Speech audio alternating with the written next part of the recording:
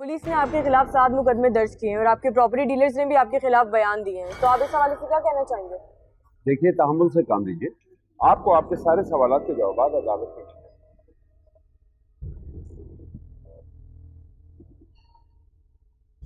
साहिला कैसे? बेहतर है, कल करा देंगे। ख्याल रखना उसने आपके लिए एक पैगाम भेजा है।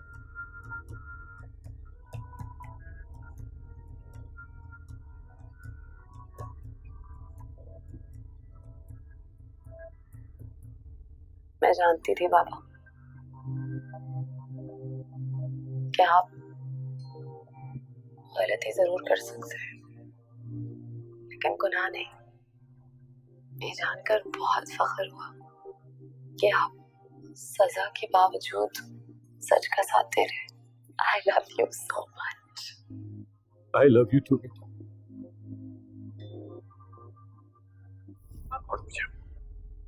ये तूने अच्छा नहीं किया।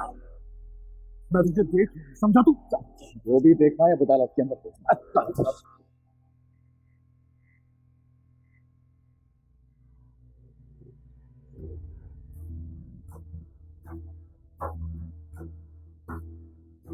कार्रवाई शुरू की जाएगी। जैसा पिछले कई दिनों से मेरे क्लाइंट दानिश के खिलाफ साजिश की जा रही है, इसमें पुलिस भी बराबर की शरीक है। झूठे सबूत बनाए जा रहे हैं, झूठे गवाह पेश किए जा रहे हैं। वकील साहब बिल्कुल सही कह रहे हैं, साजिश की जा रही है, लेकिन हर कमजोर इंसान के खिलाफ, चाहे वो मर्द हो या औरत। और ये साजिश हमारे मुल्क के इदारों के निजाम ने की और दानिश जैसे लोग जो इनको अपने मकासद के लिए इस्तेमाल करते। जैसा अब ये इधर उधर की बातें करके अदालत का वक्त जाया करी और कुछ भी नहीं। कमजोर और बेबस बेगुनाह इंसान की बात की, उसके हक की बात की, तो अदालत का वक्त जाया हो गया।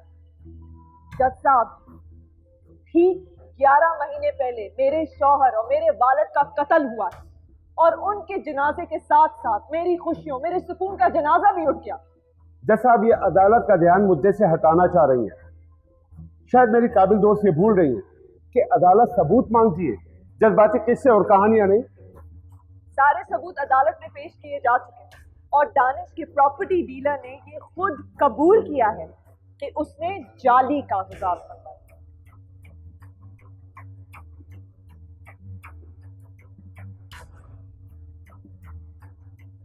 जैसा भी ये बयान उनसे जबरदस्ती लिया गया था।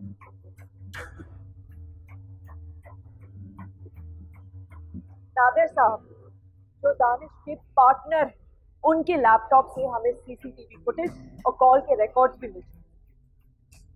ये ले, मेरे पास है उनका रिकॉर्ड, मैं आपको सुना दूं। नादिर अंकल, पानी सर से गुजर चुका है। अगर समीर केस वापस लेने को नहीं माना तो मैं खुदा की कसम खा रहा हूँ, मैं उसे जान से मार दूंगा। जैसा मेरी काबिल दोस्त शायद ये भूल रही है कि फोन कॉल को अदालत तक तस्लीम नहीं किया जाता।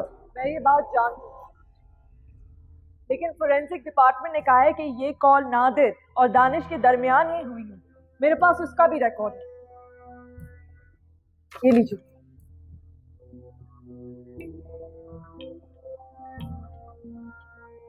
अब मैं अदालत के सामने अपने पहले गवाह को बुलाना चाहूंगी।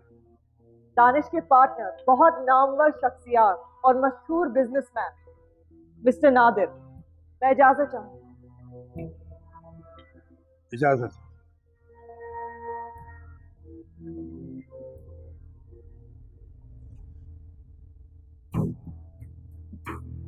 मिस्टर नादिर, प्लीज अदालत को बताइए कि कैसे आपने और दानिश ने किस तरह मिलकर प्रॉपर्टी पर कब्जा करने की कोशिश की। ये दानिश का और मेरा प्लान। मैंने दानिश साहब के कहने पे जाली कागजात तैयार करवाए। तमाम सबूतों और गवाहों के बयान पर गौर करने के लिए अदालत को कुछ वक्त दरकार है। इस केस का फैसला ब्रेक के बाद सुनाया जाएगा।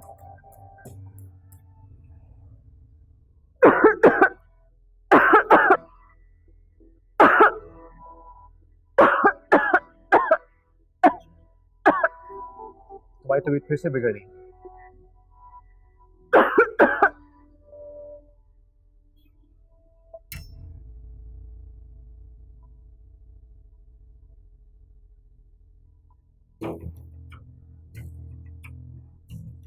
तमाम गवाहों के बयानात और सबूतों को देखने के बाद अदालत इस नतीजे में पहुंची है कि दानिश तमाम मुकदमात में मुजरिम है। उसने न सिर्फ संगीन जराइम कराए बल्कि जाली प्रॉपर्टीज पर कब्जे भी किए। अदालत दानिश को फांसी की और उसके तमाम साथियों को उम्र कैद की सजा सुनाती और ये अदालत आयशा और उसकी बेटी आलिया की प्रॉपर्टी वापस करने का जज साहब ये नाइंसाफी है जज साहब।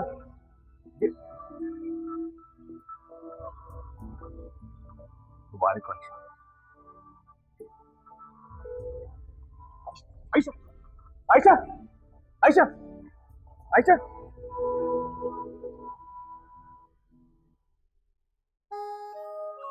कुदरत ने मुझे माँ बनने का हक तो नहीं दिया, लेकिन वो मुझे अपना सब कुछ दे गई, अपनी सबसे कीमती चीज, आलिया। बेटा ये तुम्हारी एक अमानत मेरे पास है, तुम्हारे प्रॉपर्टी के कागजात,